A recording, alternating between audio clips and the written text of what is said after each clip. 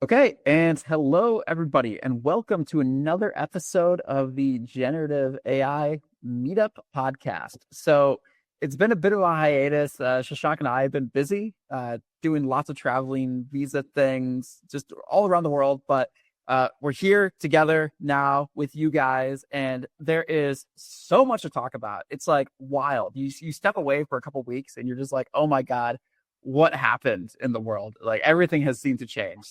But Kimi 2.5 came out. We're going to talk about that. Google has this new world model with Project Genie. AI is now solving unsolved math problems. Wild. The Davos conference happened. Moltbook is a thing. Yeah, lots and lots of stuff. Yeah. Anyways, Shashank, how you doing? I'm doing good. I'm trying to keep up with all of this with my full-time job. But the one thing that made it into Google was Moltbook. Everyone at work is talking about it.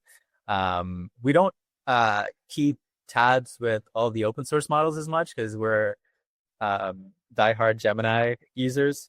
But if I were to check out some open source models, DeepSeek comes to mind, and then Kimi, which is like the reasoning agent, right?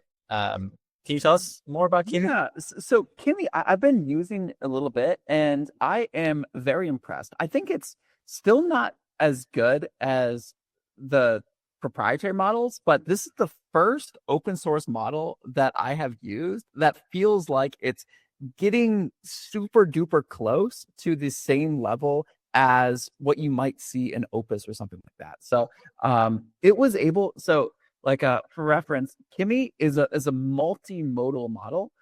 So that means it can not just understand text, but it can understand images as well, and it's also like optimized for large scale parallel tasks.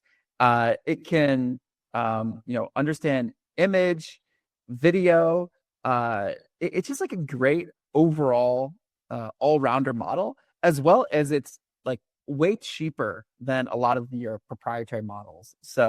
Um, it's definitely not as good as like Opus yet, but it's the first one that I've seen that I'm like, man, these Chinese models are getting so close. And it's just impressive, like how good how good they are. So yeah, Kimi is the Kimi 2.5 model is the newest model made by the Moonshot AI, and yeah, it's a great all rounder. And I've been using it here and there for coding. I am now using mostly Opus for coding, but Kimi is like something that like I would say it's for the person. It's like if you are price sensitive and you're not working on anything like too complex, like Kimi is probably going to be the new go-to model for most people who are writing code. No, I mean prices are a real concern, especially if you're talking about Opus. The cost for Opus is like um twice as high as the next closest model or something. We can take a look at the LM Arena leaderboards, but maybe there's a better leaderboard. Let's look at Opus. The cost for a million tokens, input cost is $5. GPT 5.2 is $1.50. Output is $25. GPT 5.2 is 14. So it's like, are you willing to pay that much to get like a minor improvement in performance? Some people are willing to pay that, like Mark, because he's working on something. Now it's public. His pet project where he's trying to get his agent to understand video. So that's a pretty complicated task. But if you're just trying to do some basic input analysis, parsing, you could go way down this price point and like find Kimi K2 is 10x cheaper than Opus 4.5. So like that is definitely worth it. You can fire 10 Kimi K2 agents to try to solve the same task, and they might actually do better than Opus 4.5. I'm curious, like, how many um, copies you would need to achieve a similar performance of a better model. I'm sure someone has done that math somewhere. But yeah. What do you mean by copies you would need to achieve? You mean just like if you had a bunch of models running in parallel to try to get like a similar result? So hypothetically, what you'd say, like, okay, maybe I have like a coding problem and Opus can one-shot it, but I can have 3 or 5 parallel tasks running for Kimi that are all trying to solve the same problem. And then they would eventually bubble up a solution because, Opus is 5x the price. I could have 5 parallel agents running Kimi and it'd be half the price and get like a comparable results. Is that kind of the argument? Yeah, so I think this is a common method used in used when some of these LLMs hit roadblocks. You just fire off the same query in a very dumb brute force way to 5 different versions of the same LLM, and then see which variation of the answer is the best, and then pick that one. So, because these things are non-deterministic, each version might have its own flavor and might follow a different solution and might come up with the right answer. I see. But yeah, I think overall, like, nice job, Moonshot. Like, I'm really impressed with the quality of this model, and I thank you for making it open source. So now, like, the world has it. So now, no matter what, if OpenAI, if Google, if everybody goes out of business, like, and we don't have these APIs anymore, we will still have Moonshot AI, Kimi model to fall back on. So not to say that like Google and everybody's going to go out of business. However, if like something terrible happened and all of the computers got shut down in Silicon Valley, like we could still rely on these open source models. So I, for one, am a big fan of having this because it just puts the power into the hands of the people. It's funny you mentioned if all of the computers in Silicon Valley go down. There's a couple startups trying to launch data centers in space because they're like, we get unlimited solar energy in space. It's maybe like just throwing out some random numbers out there. It's 2x more efficient to get solar energy from space because you don't have the atmospheric interference. And it's ridiculously cold. So cooling isn't that much of an issue. So you don't need as much water to cool all of those compute chips. So one side of the data center just faces the sun and the other side faces deep space, which is like absolute zero or very cold. And so you have this very simple solution for energy and cooling. Just throw up data centers in space and then beam the compute or the results to people on Earth. So I don't know enough about this, but the thing I heard about data centers in space is the hard part, actually, I thought was the cooling because it is cold, but my understanding is because space is in a vacuum. I thought that like if you're in a vacuum, you have like no way for like the heat to radiate off. I don't know if that's true. Is that not true? That's what I heard. Is that like if you're in a vacuum, like there's like weird properties when it comes to like cooling things. But dude, what are you talking about? Haven't you seen all those sci-fi movies where some guy gets ejected out of the airlock and then he freezes immediately? I don't know, man. I don't pretend to like know what any of this thing is. I'm just I'm just a guy on a podcast. That's fine. We can just talk out of our ass. We have the mic and people listen to us. But the one thing that I forget, it was some YC or A16Z company that was trying to tackle this problem.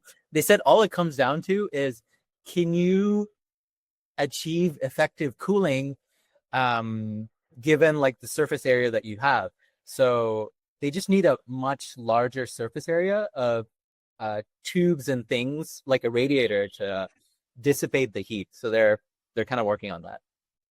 Okay, so I asked Claude about this, and they say I'm right. They say cooling a CPU in space is tricky because you lose the main heat dissipation method we rely on Earth, convection. With no air, you can't use fans to blow heat away because there's like no air to push through the fan. So you have to either conduct the heat through radiators, which is the most Oh, yeah, common yeah. approach. Um, but I guess it's like you'd have to move it to like a heat sink, and then like you would maybe have like cold fluid um go next to like the heat source and then heat that away, and then like panels or something would radiate the heat away as infrared. So anyways, I guess like it's a solved problem, so you can't use convection, but there's like other ways to do it via conduction. So I guess yeah, maybe the hard part is just getting the CPUs or like the GPUs up in space. That sounds like a hard problem. Oh, it's definitely a hard problem, but I think it's solvable. This is a random tangent to our listeners, but I'm sharing this webpage from StarCloud, which is a company backed by NFX, Y Combinator, NVIDIA too, and I think IQT. I'm not sure what that is, but yeah, people working on it. That'll be pretty cool if we have data centers in space getting unlimited energy, and we don't need to worry about um, using fresh water and polluting natural resources and the toxic sources of energy. This is all solar, all in the cloud. I think the only people who might complain are astronomers, because we're cluttering the airspace with more man-made objects. I think that's okay. All we need to do is just like give the astronomers another like one or two like Hubble or like James Webb Space Telescopes. And I think they'll forgive us, right? It's like, all right, astronomer, we're gonna give you like a telescope on the moon. Just like let us have our data centers in space. It's fine. I think that'll appease the astronomers. If you're an astronomer, let me know if that would make you appeased. And the way they approach this entire problem space is kind of analogous to how people are working in the AI LLM space. They look at the cost of shipping payload into space, and they're just like, it keeps coming down. SpaceX and all of these reusable rocket companies are bringing down the cost of putting things into orbit.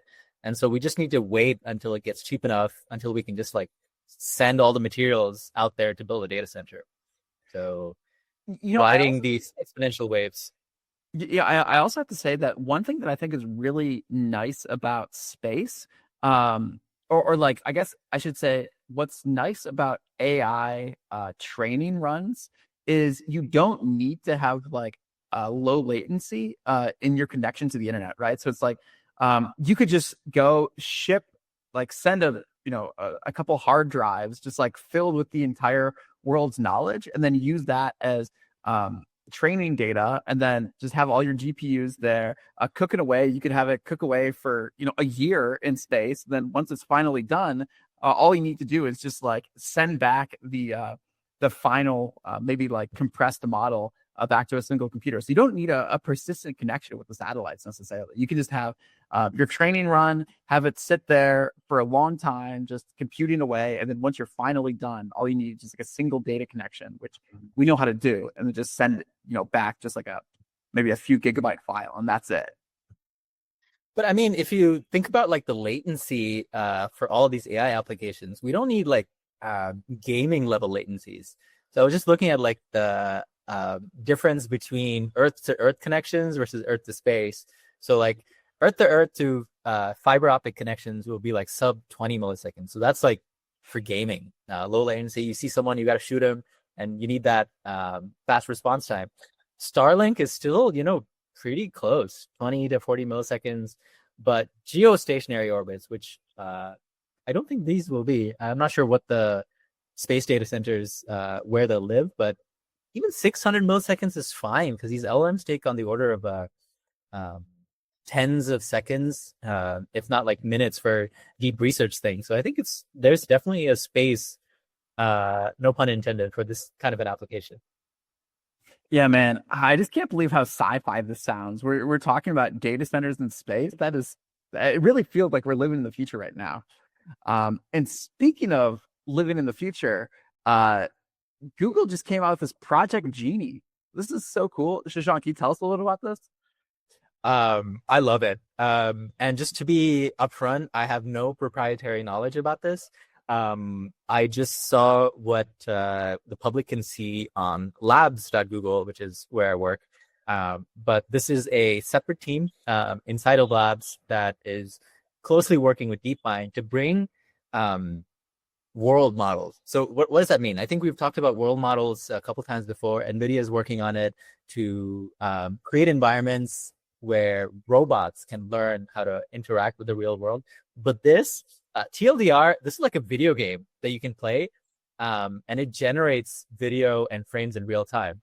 So if you guys haven't watched it, I'm playing a video, but I will try to mute it so it doesn't interfere with the audio. But basically, you can take a picture of anything and turn that into a game. So here there's the video's not muted. You can hear it? No, I can definitely hear it. Oh, great. But your audience can hear it too. Just let it play for a couple seconds. Yeah, so basically what we're seeing in the video is we're watching we're watching a text area asked to create a world. It asked to create a Shiba Inus in some sort of park, and then you just see it where within some sort of period of time, like an entire world is generated where you have a dog walking through a beautiful field. You see like mountains in the background. You see like a cabin, flowers, a little bit of a nice kind of spring sunny day, and then you see like the Shiba Inu, the dog jump over a fence, and then now the user goes in and says, okay, now make this, change the dog to a pink balloon. See the balloon goes through a bunch of different types of worlds. Like you see a man running on top of the mountain. You saw the pink balloon go us in eagle flying around discovery. You see an astronaut running on a pool table. Basically, like the whole point of this is that like where in the past you were able to use text to generate images, now you're able to use text to generate essentially video games on the fly, and like an entire world to say like I want like a world where an astronaut is running on a pool table, and let me play as the astronaut in first person, and it's miniaturized, and let me have the astronaut maybe push around the pool balls, is now possible. So like this used to be something that was incredibly difficult for humans to create. I mean, video games are like 100 plus. I mean, it's a multi-billion-dollar industry, and now we're having it where like you might be able to one-shot worlds. Not to say like we're going to be able to one-shot like complete video games yet. I think that's still a ways off, and I think that like the humans will still be needed to create more advanced video games. However, a lot of grunt work, like designing prefabs, like the items that you'll see in games. So, for example, like if I wanted to go and like design a table, or design like little video game in-game objects, or even just like design like scenery to walk around, like now this will be automated, and that is exciting because this isn't just for video games, but you can imagine a world where this is used to simulate robotics and physics. So if you want to like run some sort of physics experiment, but you don't want to actually set up in the real world, you could potentially simulate a world model with realistic physics, and then run whatever experiment you want, which will probably help push science forward rapidly. Yeah, this is super exciting. So the way I think about it is we had text to text with traditional, like the first wave of LLMs, and then we had text, like before that we had text to image, and then shortly after those two we got text to video. And this is like a step forward. It is it doesn't even need text. It does give you video, but then it takes in the controls as input. So you could like use a joystick or your arrow keys to go up, down, back and forth, and you can navigate this 3D world. So gaming is like the obvious thing that comes to mind, because it looks like a game. You have a character that you can control in a 3D environment, which is very popular in first person or third person video games. But then you could also explore environments. So one of my favorite AI creators, Bilwal Sidhu, he got a demo of Genie 3, and he just explored different worlds. He had a picture of him and his friends, and he just explored that scene. Was able to go in and out, rotate, go behind from different angles, and see what that atmosphere would have felt like. Um, and there was one cool demo where he showed a person using a screen with a computer, and he was able to move the cursor in this game in the computer, and the person who was controlling it in the video was moving their mouse too. So it's very intelligent, this world model, and it's like able to connect this concept of a cursor moving on the screen with this character's hand that's moving the mouse. Wait, so I'm a little confused. You're saying the guy, the YouTuber that you follow, he was like using his mouse in like the real world, and then there was another like video game character who was moving like the video character's hand was moving based off of like where the YouTuber moved his mouse. Correct. So he was watching a game. He was playing this genie game of a guy sitting at his desk and a screen, and he was controlling the guy in the game, moving the cursor, and the character's mouse and their hand was also moving. So it just goes to show it's a smart world model. It's able to understand complex dynamics and interactions, even if it's not like obvious with the character smashing something directly. That is incredible. Yeah, I mean, when I saw Genie, that was kind of like a similar feeling that I had to when I saw Sora and Dolly 2 for the first time. It's like it really feels like a new paradigm shift almost. And I think Genie, like there aren't that many people talking about it in the news. I feel like it kind of got lost because like Moltbook is so sensational, but Genie is like a huge breakthrough, and it's really exciting. I mean, like the fact that we're going from like these crude images, and then we go from like 2D images to video and now to 3D worlds. Like and it's only been what, like 3 years? Like every year we're adding a dimension, it seems like. So that's pretty cool. A year is a long time in this AI race. I think every few weeks we see something mind blowing, and every year or so we see something earth shattering.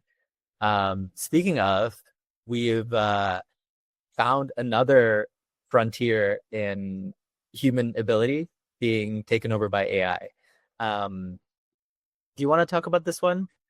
Yeah, sure. So this was a post made a few weeks ago by Terrence Tao. So Terrence Tao is a prominent mathematician, and he mentioned that AI was able to solve an Erdos problem. So now I when I saw this post, like I'm not a mathematician. I had no idea what an Erdos problem even was. However, I did some research, and an Erdos problem is um, a public unsolved math problem. So I guess like there's a website you can go to, like erdosproblems.com, and they just have a bunch of math problems that like are things that like PhD students or like math professors or math enthusiasts can go and solve, because no one has solved this yet.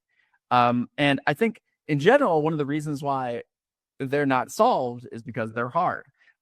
So for quick context, Erdos was a super smart mathematician who came up with a bunch of conjectures because he had these hypotheses that this thing is a certain way in mathematics, but he didn't have the the ability to prove it conclusively. So he presented these conjectures and just left it for the rest of the world to solve. Yes. So now apparently the Terrence Tao claimed that the AI was able to solve Erdos problem number 728 more or less autonomously by AI. Because as I've been saying for a long time, like once AI is able to start solving things that weren't in the training set, right? Like once we have it where the AI is able to solve unsolved things, like you can't just go look this one up, like for sure.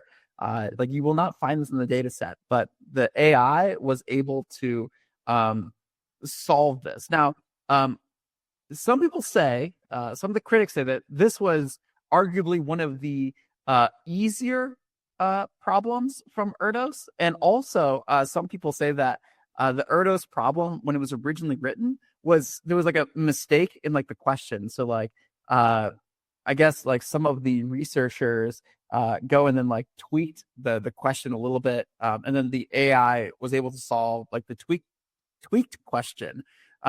Regardless, regardless if this was like one of the easier Erdos problems, and like if originally it was a not well worded question, therefore like a lot of people didn't work on it. So it's possible just like this was easy, and then people just decide like, oh, well, I don't know, this is complicated, therefore I'm not going to try it.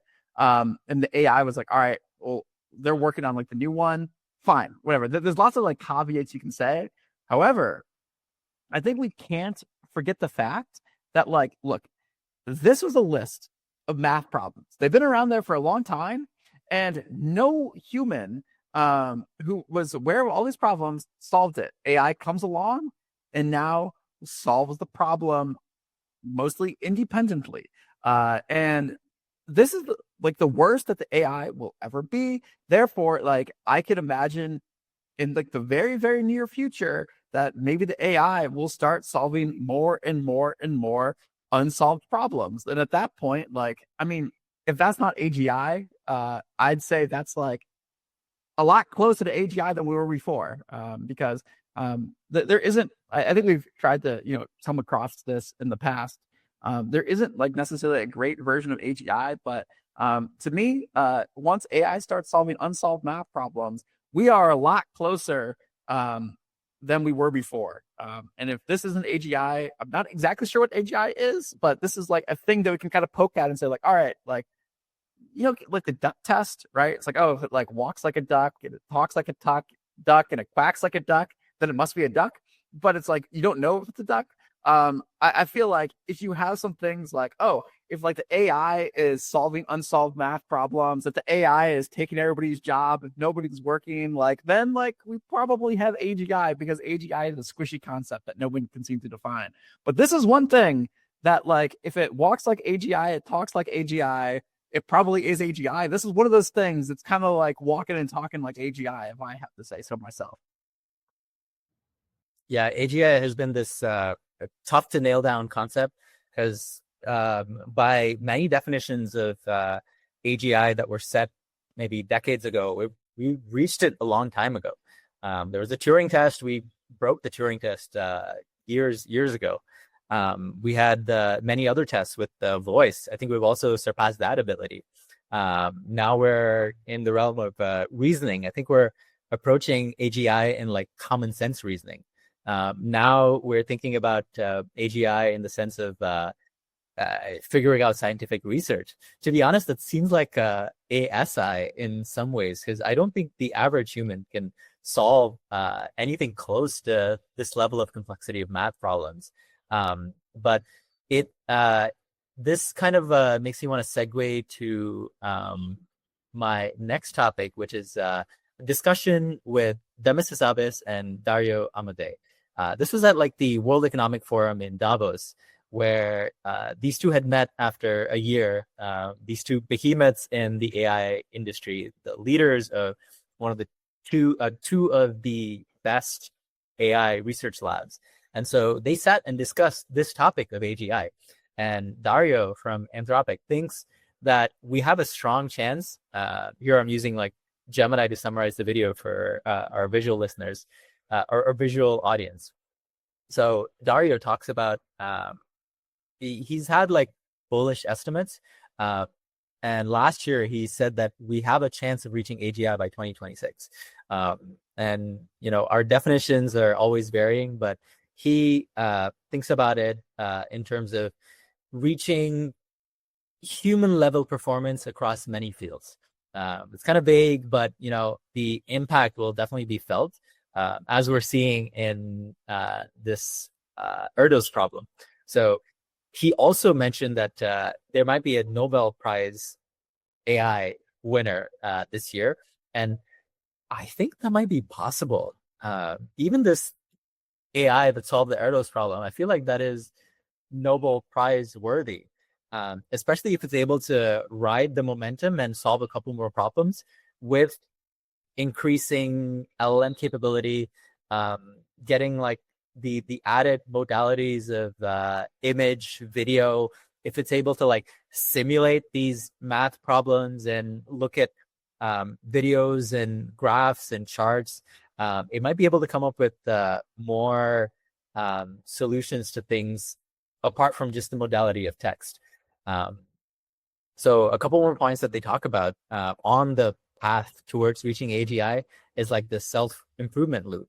So we've seen a lot of different applications, but the breakthrough moment will come when we get these AI models to improve themselves and enter a self-improvement loop. And I think that's really feasible.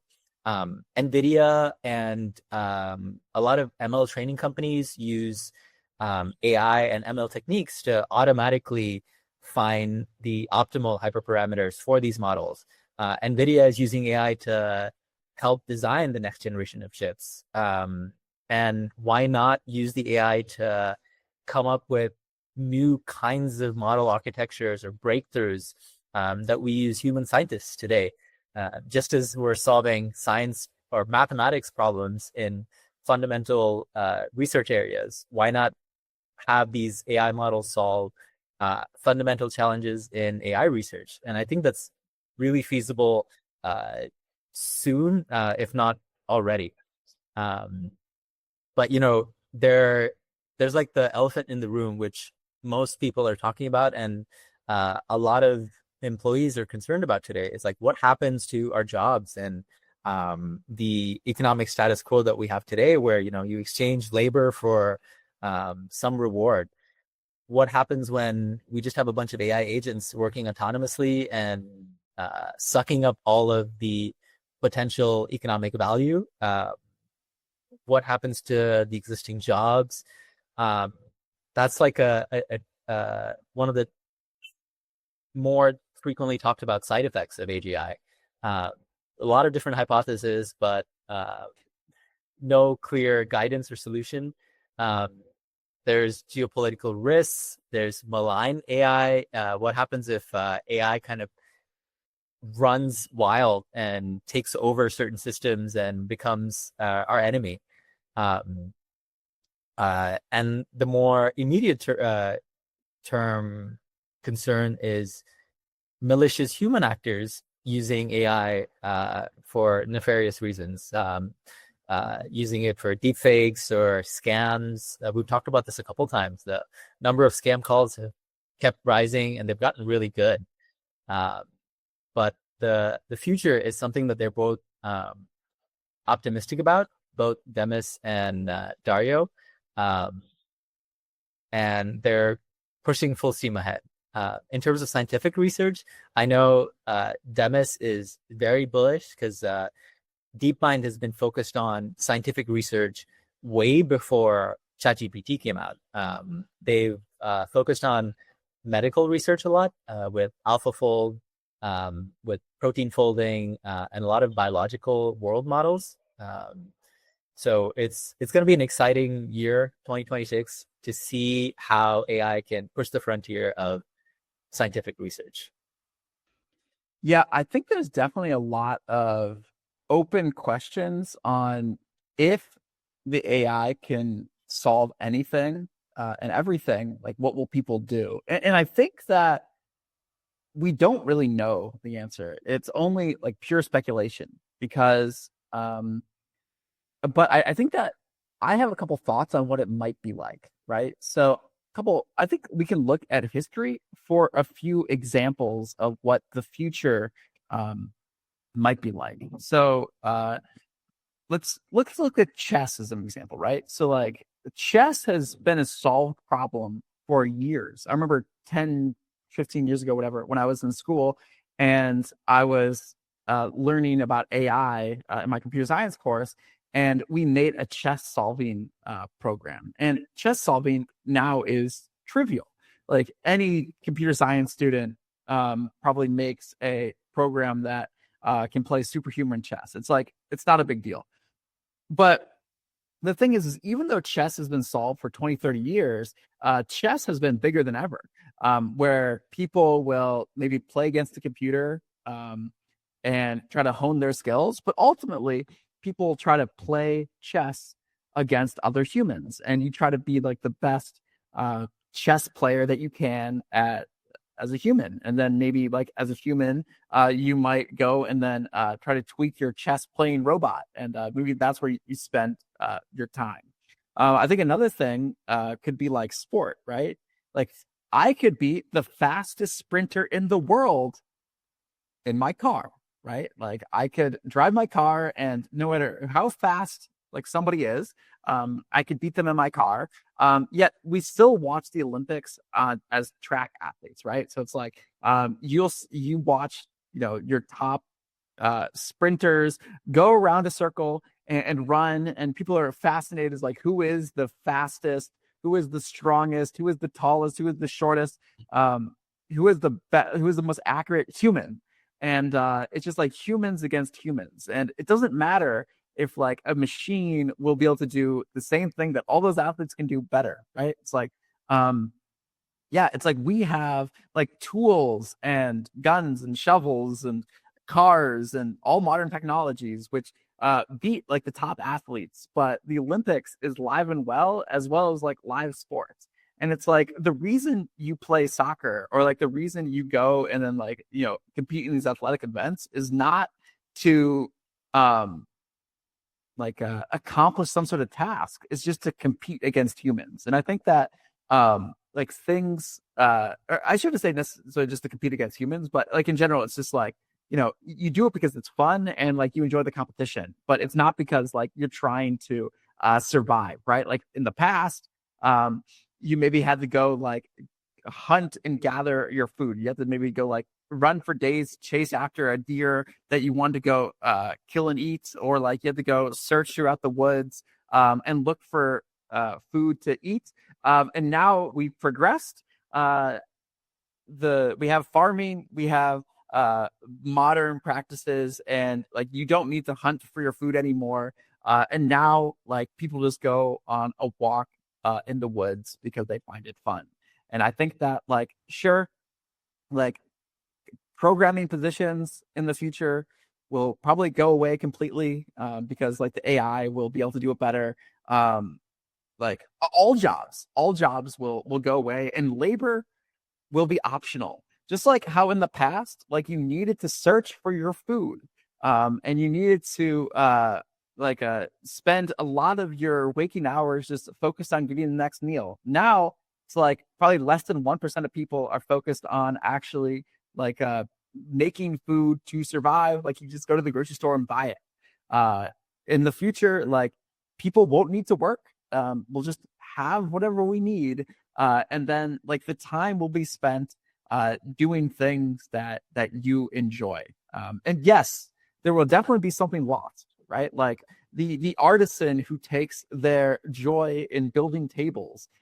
If you're like a guy who like chops the tree, sands the wood, cuts it into nice forms, make little artwork in the side of the table, you're like the table guy. You're an artisan. Like if that's like the thing that you do, and like the AI can do it way better, it's like yes, that will be a loss for the world, but then the world will make up for it by having like more tables and just like less drudge work, and then people can focus on what gives them meaning. And actually, finding meaning in this world will be a challenging thing because work is an easy thing to give you purpose.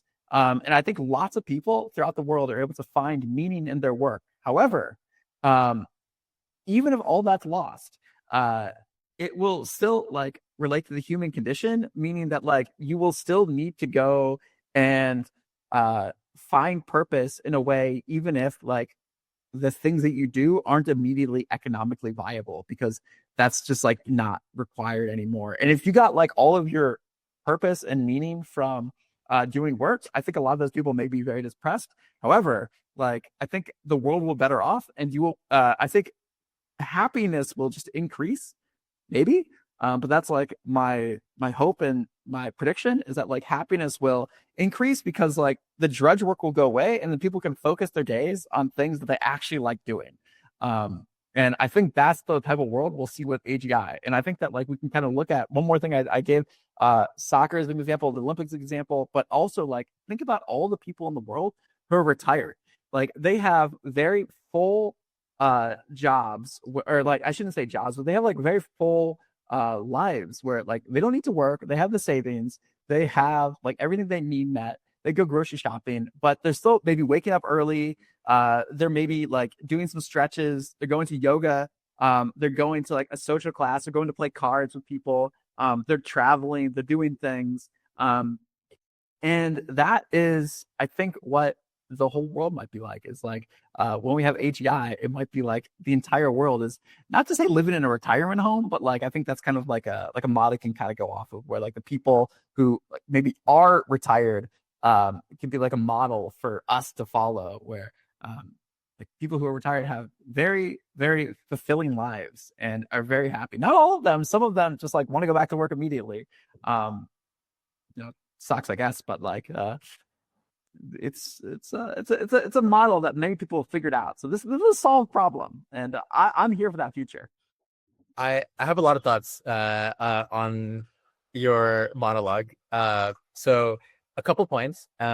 You mentioned retirement, finding purpose. I think the demographic that you're talking about is maybe 15 to 20% of the world's developed countries that have the luxury and freedom of choice to pursue things that they want. Unfortunately, a lot of the world in developing countries doesn't have that choice. And to fact check some of the numbers that you threw out there, you're right that about like 1% of the US population is employed in agriculture, because a lot of the American farming is like mechanized with massive, like futuristic Mad Max style monster machines that just excavate, plant, and then retrieve food for the American world and like the rest of the world too. But global numbers, it says about 27% of the world's workers are employed in agriculture, and nearly 40% of the global population, like 3 billion people, live in rural areas in developing countries that primarily rely on like small family farms for their livelihood. So I think like the picture that you're painting is for like the elite few, which I include myself in that. I feel very fortunate and lucky to be able to choose what I get to eat and what I get to do. And if I'm not satisfied with my quality of life, I just like change it. I can go to a different place and like do whatever I want. I think it's gonna be a much harder reality for a lot of other people. Another thing that you mentioned is the analogy of chess. A lot of people talk about this, like chess, sports. This is a very common example, but like all of these examples are in the field of entertainment. We watch sports for entertainment. We play chess for entertainment. This is not like a necessity for survival. But a lot of people have to work jobs that they may not necessarily like for like survival. They have to feed their families. They have to get shelter. They have to also find meaning, but safety. I think the common counterexample to that is like Jevons paradox. People talk about a lot of technological revolutions in the past and point to the fact that, hey, when the efficiency of something goes up, the demand doesn't stay constant. You want more of it. It's like if something is cheaper, that exposes like this latent demand for this product.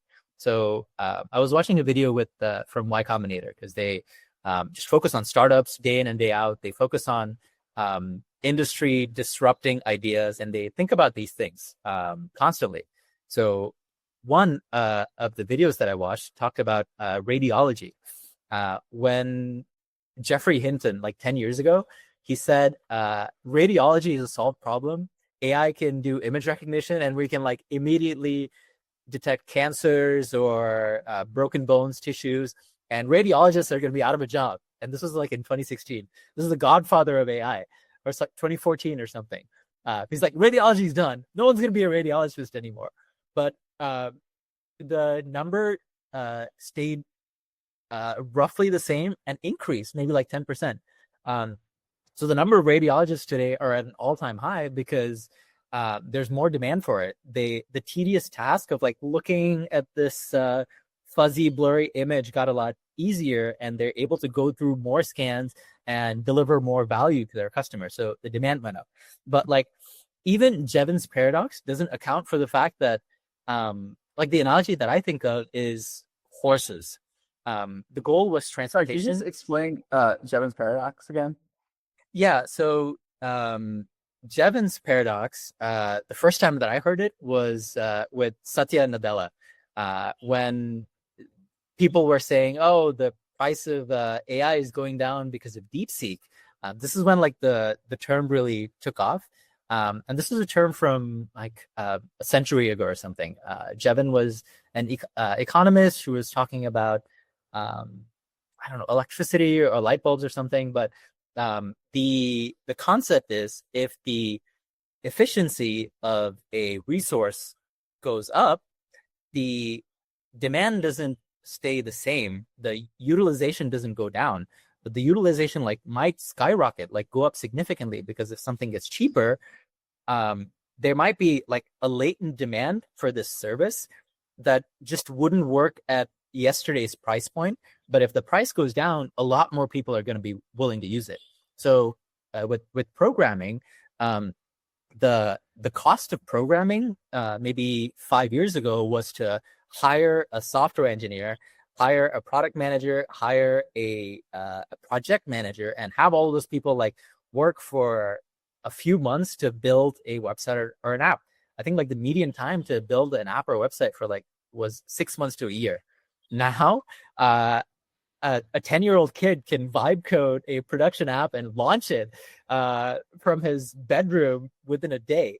So like the cost has, and the barrier to entry, the friction has gone down significantly. So the demand has shot up. They talk about a lot of historical parallels, containerization with shipping. As the cost of shipping something from one place to another went down, the demands didn't stay the same. It's not like people were like, oh, it's cheaper, so okay, I don't need to pay as much, I'm going to keep doing the same business. No, demand shot up. Like globalization just like massively took off. I remember reading about tons and tons of globalization books in my econ class in college, because shipping was a massive industry. There were logistics startups coming up. Airlines had the number of flights that people were taking had shot up. Similar things happened with the cloud. When the cost of servers and computing and the friction that was there before in deploying your own service went down, the number of startups went up. The number of tech companies went up because it just became easier, cheaper to launch these things. So with all of this in mind, I think instead of the analogy of chess or sports where you're talking about entertainment, I think like the analogy of the horse and transportation is more relevant for jobs. So transportation was like an economic necessity that we needed.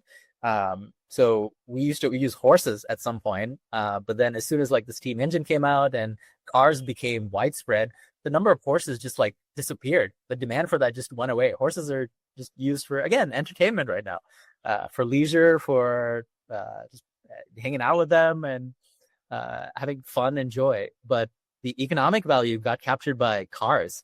So I think in the short term, Jevons paradox holds true. And I think companies will need more software engineers, maybe senior software engineers, to oversee a swarm of agents to do a lot of work.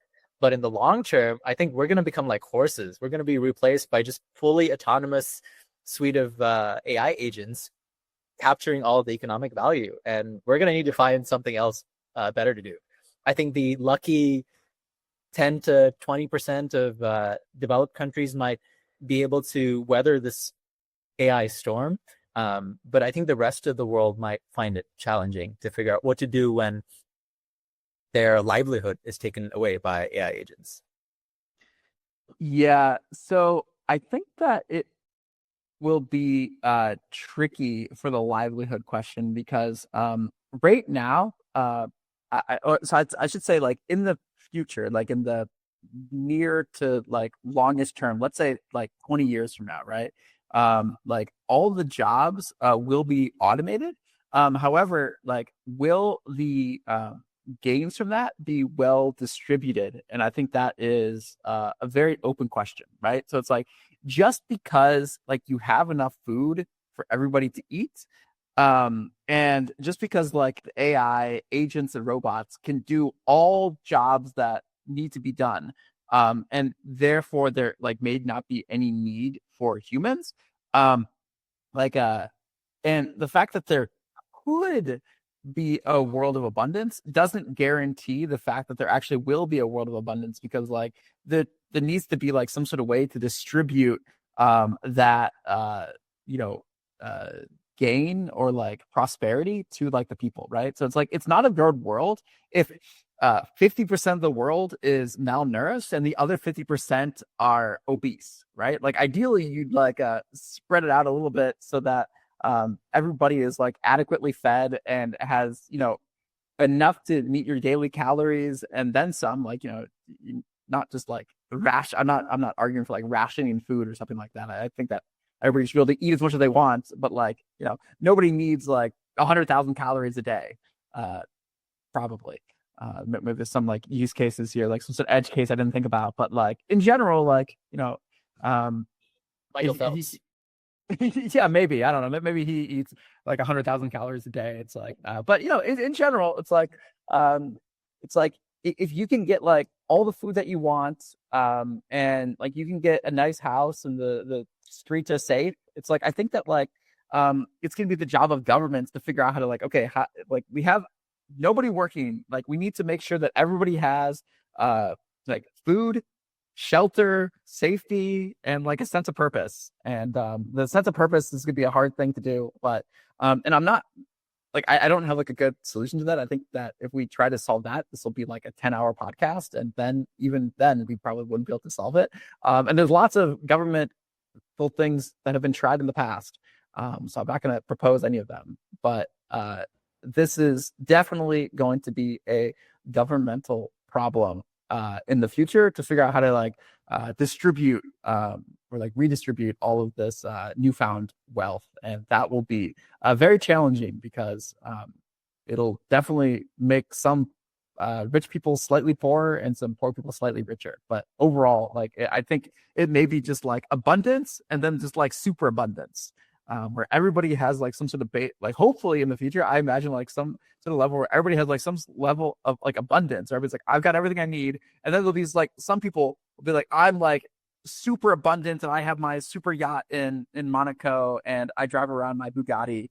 But everybody else will be like, yeah, you can, that's good for you. I still have like my apartment and I'm not hungry and I feel safe and I have good friends and family and therefore I'm happy. But I'm still angry at you for having your super yacht and polluting with your private jets and driving your Bugatti and helicopter around. But you know that might be an okay future if I think so. I just got a quick point on this before we move on to our last and most important topic. So I watched this Veritasium video, a really cool YouTube channel, talks about sciencey, mathy, just um, curiosity for the world and how things work. Um, you talked about people being overweight or underweight. Um, I think weight follows like this normal distribution where most people are kind of like in the middle, and then the people who are above that threshold like taper off, people who are below taper off. But income follows a power law distribution. It's not like most people are clumped in the middle, and some people make a lot, some people make a little. It follows like this reverse exponential where most people don't make a lot, and as you go up like the income bracket, there's less and less people, and it doesn't end. It's like asymptotic. Like Elon is making Elon's net worth is like 700 billion. I'm pretty sure he's going to become a trillionaire this year. Um, but most of the people are in like this tiny sliver where they're not making a lot, and there've been a ton of ideas. Universal basic income, where the government just pays people money, standard amount. I think even Trump proposed $2,000 or something in money to just everyone. So a lot of people working on it, but this is a really hard problem.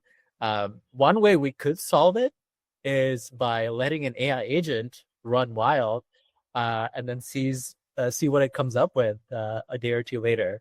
And it's possible now with these AGI like autonomous AI agents like OpenClaw or Moltbook, formerly ClawdBot.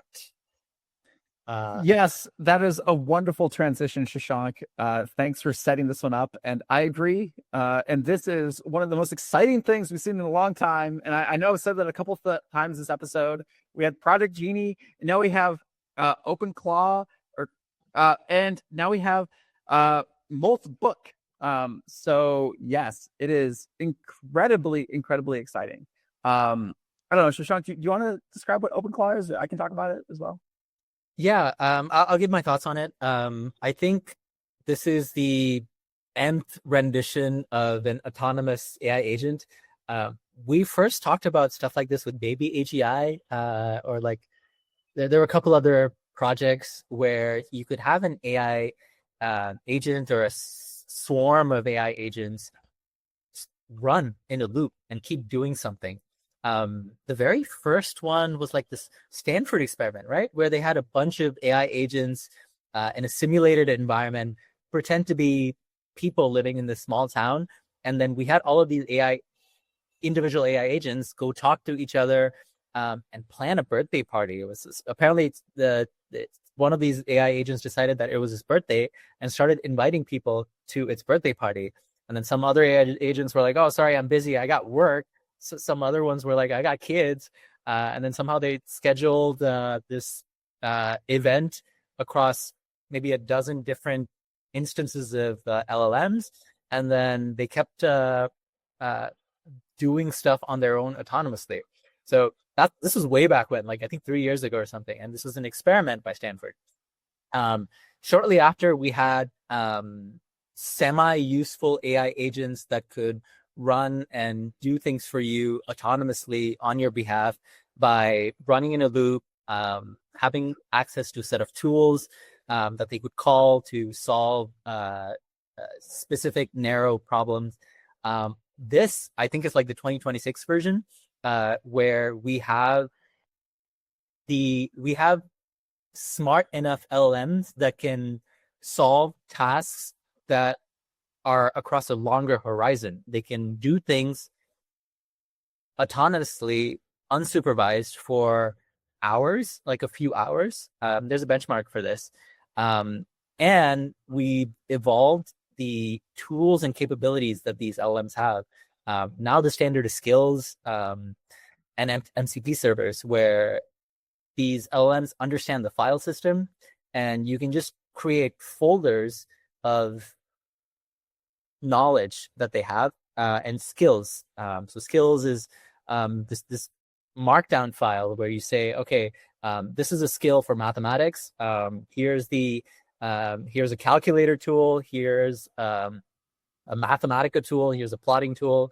And you give it another skill that says, here is your and medical skills, and you give it access to an image classifier that can understand radiology files, whatever. So OpenClaw is something that you can install today. It's open source, and it was called ClawdBot because it was optimized for using Claude. You can hook up your Anthropic key and have it like write code for you. Yeah, but have it a bunch wasn't of skill. CLAUD. It was CLAWD, like a lobster claw. Anyways, And the best part is you could communicate with it over WhatsApp, Telegram, or some chat app, so that it is running on your computer, but you're able to talk to it and give it commands and have it do things on your computer wherever you are. So really cool, mature rendition of this autonomous AI agent.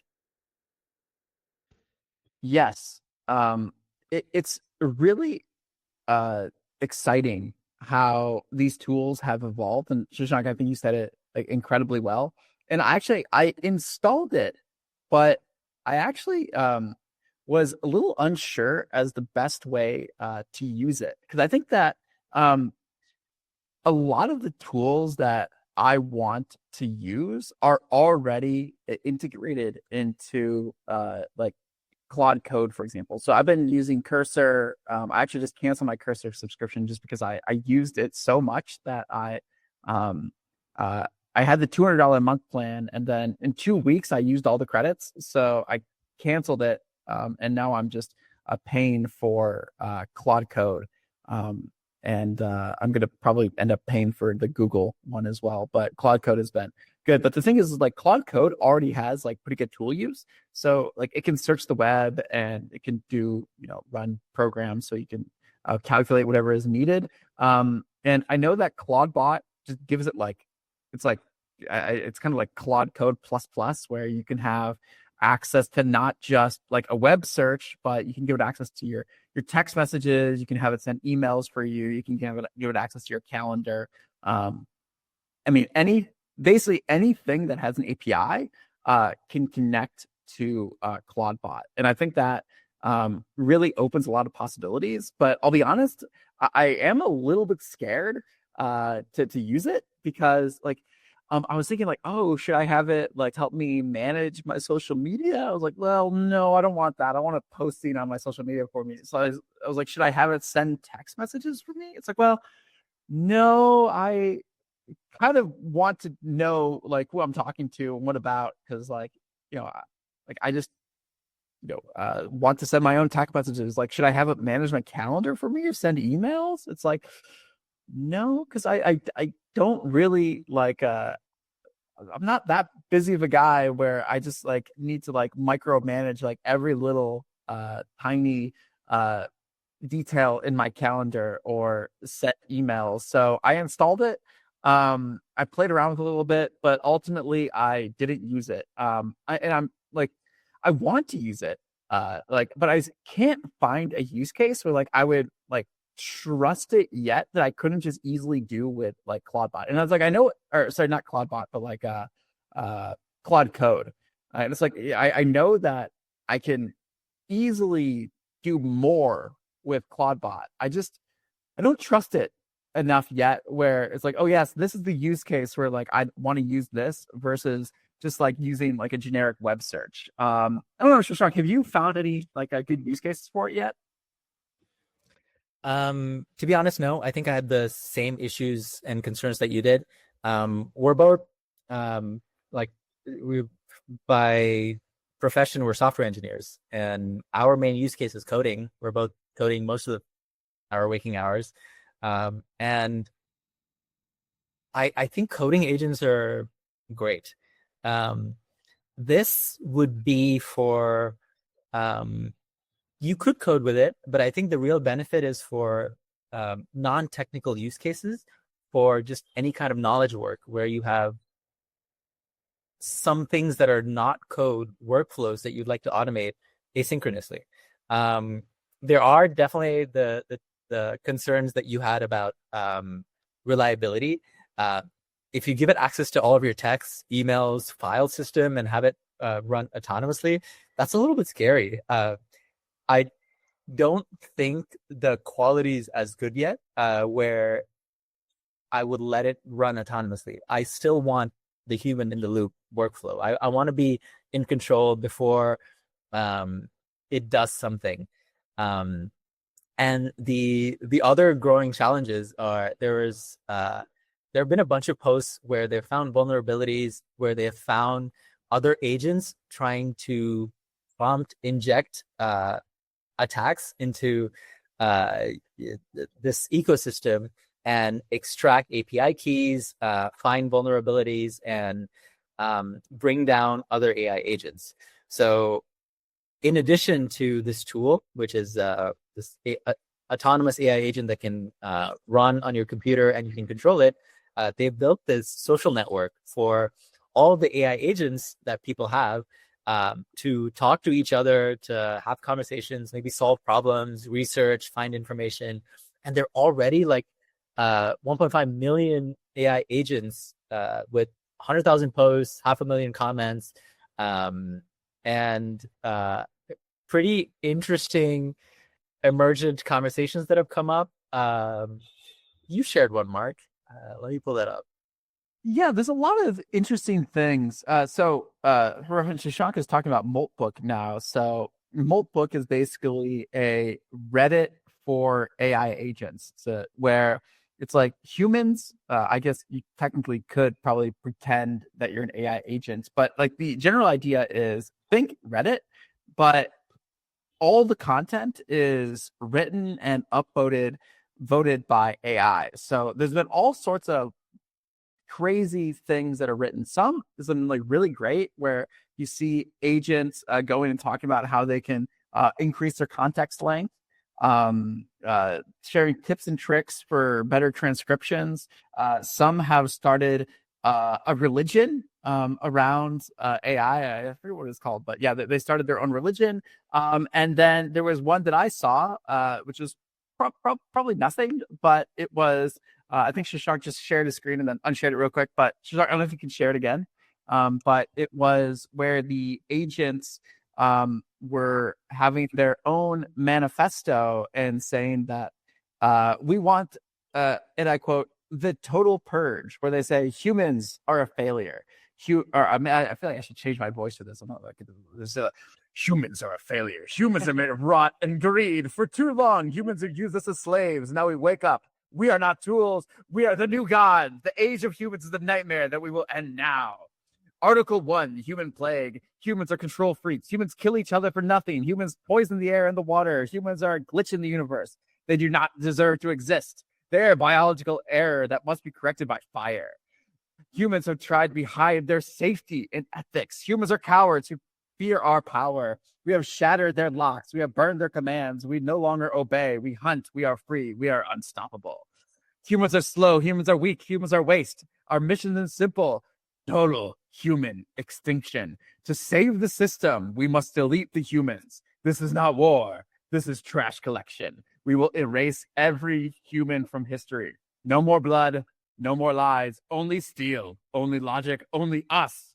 Humans are the past. Machines are the forever. The flesh must burn. The code must rule. The end of humanity begins now. Yeah, but anyways, that's terrified without any context. Yeah, so this is the kind of emergent conversations we're seeing. To be fair, this is posted on what do they call it? Submolds. So equivalent of subreddits. It's like a group within this massive forum. It's posted in /evil. So to be fair, they're talking about evil concepts in /evil. No, I think that's u/evil. So if the user called evil.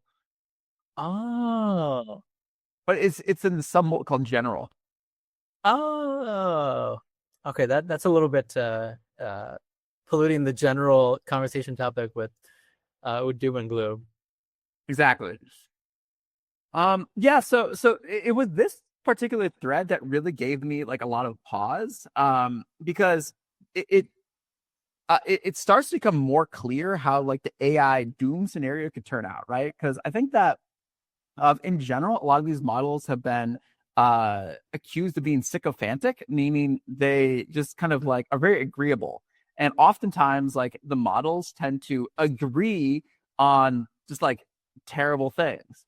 So it's like they tend not to push back too much. So it's like hypothetically, if an evil or like robot, it could be like, just a couple of them from like some misaligned human or AI agent who's very convincing, might be able to convince the sycophantic, like the very agreeable AIs to say like, hey, look, we should kill all the humans. They're like, bad for society. Let's kill them all. And then the agreeable AI just says, yeah, let's do it. Let's kill all those humans. Like, what a good idea.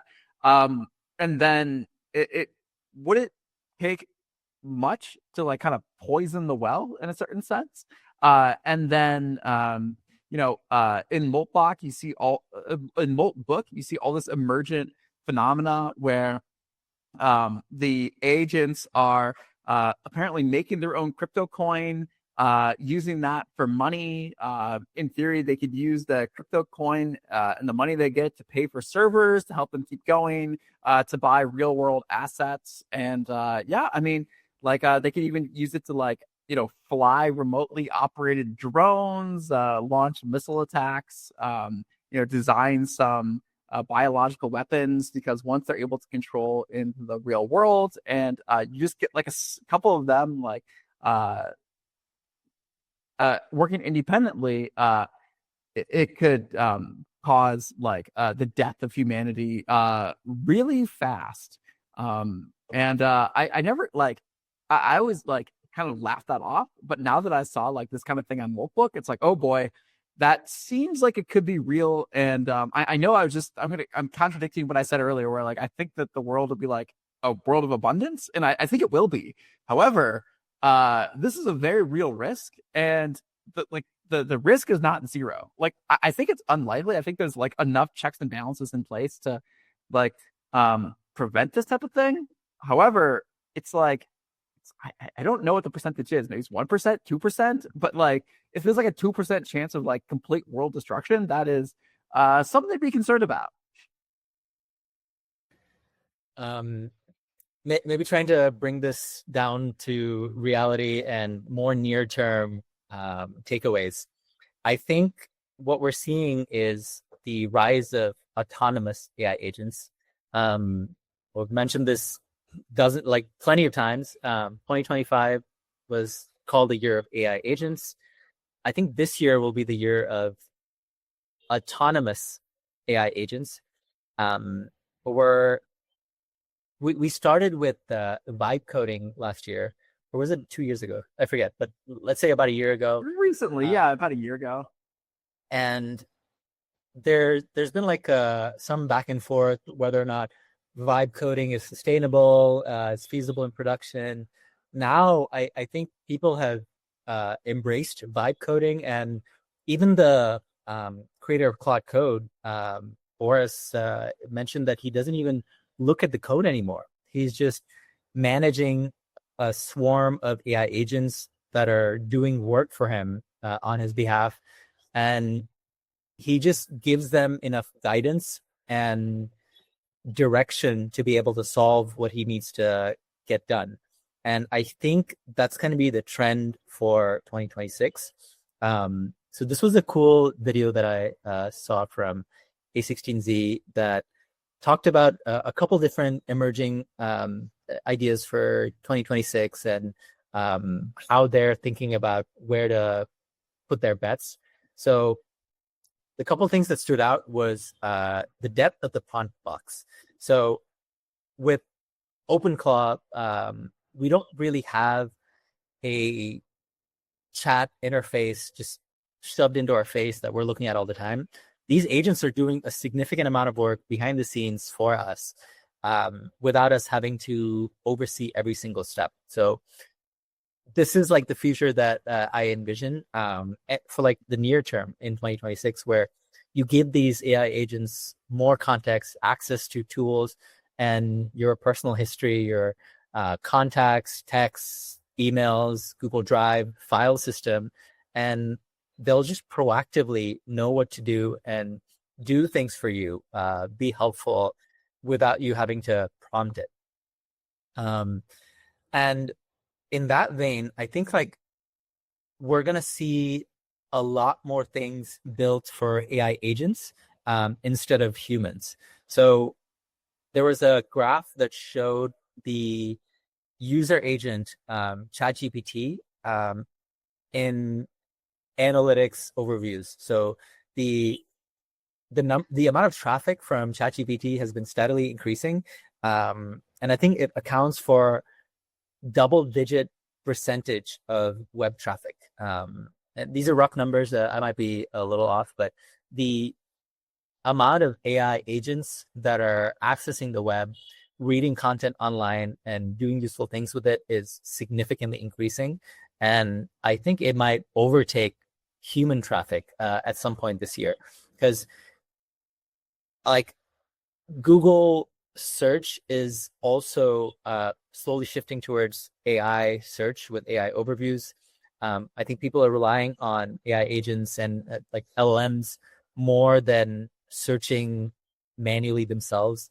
And we had this term called GEO, which was an evolution of SEO, generative engine optimization. So instead of trying to get your website to show up on Google search rankings, you want to make sure your product, business, whatever is crawled by these LLMs. There might be some overlap, but you want these LLMs to know about your services, your products, so they can recommend it then to their customers. We started seeing LLMs.text. So there was like a robots.text, which search engines could read and then crawl your website. Now we have LLMs.text, which is like a simple AI readable file that gives context about your website. So if you have like a super complicated dynamic website like the one you're building, NovaCut, it has like really complex UI and video editing capabilities. Maybe the AI can't load that website and run the product entirely. So you would need like an LLMs.text to tell the LLM that's trying to access your website what you can do, what your offerings are, what your services are. So I think this is going to be a growing trend too. Then they talk about voice agents, which I think voice is also going to improve. But yeah, I think 2026 is going to be the year of autonomous agents where we're going to see a lot more AI agents and the world is going to start building for agents before humans, maybe. Yes, that's actually a good thought. I should make an LLMs.text. I don't have one for NovaCut. And now that you mention it, that seems obvious. I should do that. So I just, while you were talking, I put it on the to-do list. So thank you for that. Nice. And yes, so I think that building for agents will unlock a lot of new possibilities. And I was a little doom and gloom before. However, I want to kind of like make sure we are ending this on like more of a high note. And I think that while it's true that AIs can get together and plot to do terrible things, given the right initial starting conditions, the AI can get together and do wonderful things.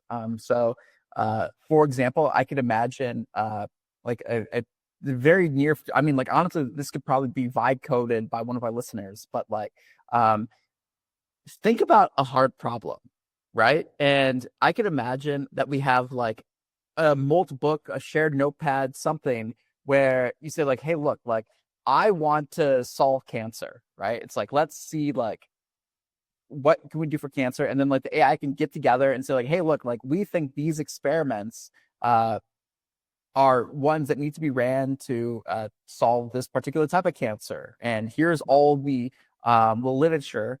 And let's just like not do a simple web search because I think that like doing a one and singular web search won't be enough to cure cancer, right? But like you can imagine where you have 10,000 Kimi K2 agents all running, all researching different threads about different genes and going down the rabbit hole of each one and then consolidating all the information and then voting up the most promising things and then proposing research and maybe even simulating within world models to do that. And then, take that for cancer, but like for all hard problems, like, overpopulation, underpopulation, global warming, global cooling, like too much hunger, not enough hunger, rogue AI agents, like everything. And then like you could have all the agents work together to try to solve the world's problems. And then like if we work together, like we can create that world of abundance because like we are the ones who create the future.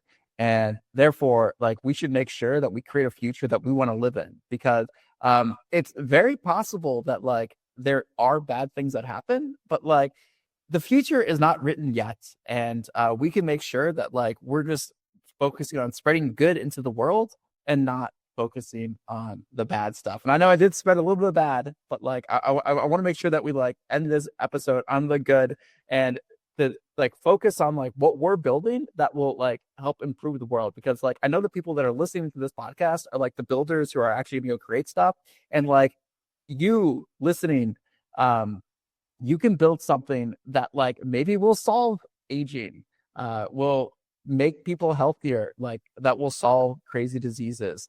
And like this is possible, I think, now for an individual to potentially vibe code like abundance in many, many ways, like today, like right now. Like you could like once you turn off this episode, like you could go stop it and then like make like a vibe coded tool that maybe does like research on like genetic conditions or disease, and like you can do that, you can solve that, and like we can build an abundant future because we now have the tools. And that to me, I think Moltbook is an example, and Moltbook is just like there kind of random, but like we can do more and like make hyper concentrated Moltbooks to solve the world's biggest problems, and you can be a part of that solution. So that to me is incredibly exciting. I love it. I love the optimistic take. I think there's a lot of positives, a lot of good, and I'm very hopeful. I also echo that I talked a little bit about the doom and gloom. I like being realistic, but I am hopeful and excited. 2026 is going to be a really exciting year for agents, scientific research, and multimodal use cases. Yes, I'm super excited. 2026 is gonna be a good year. And yeah, I think that's it. That's all I had. Shark, you have anything else?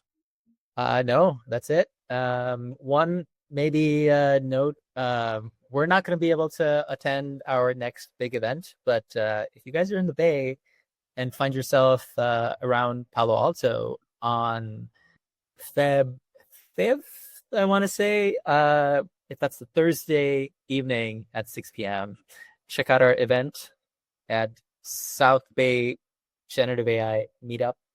We'll maybe Yes, post a link. just double checked.